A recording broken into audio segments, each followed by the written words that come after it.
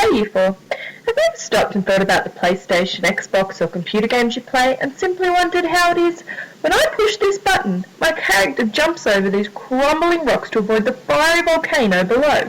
Or when I push my arrow keys on my computer, my racing car swerves to not hit a pedestrian?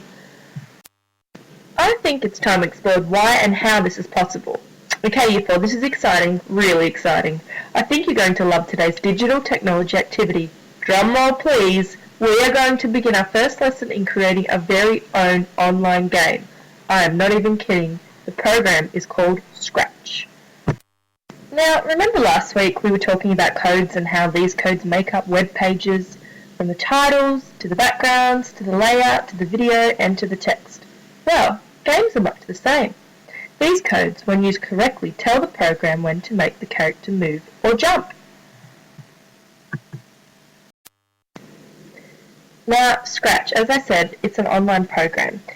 It's going to allow us to program our own interactive stories, games, and animations. After we've finished our game, we can even share it with our friends and play each other's games. So how is this going to work?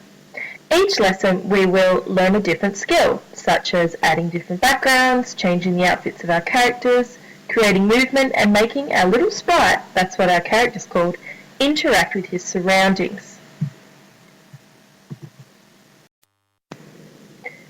So I think the first lesson we're going to look at backgrounds.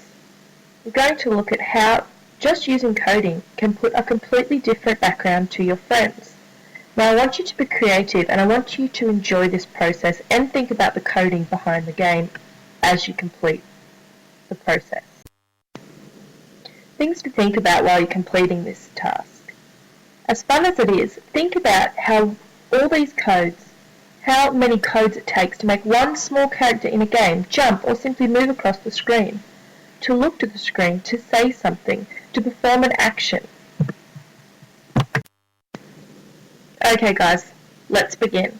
Firstly, everyone find a computer and log on to scratch.mit.edu and let's start exploring the webpage. Let's go guys. Created using Powtoon.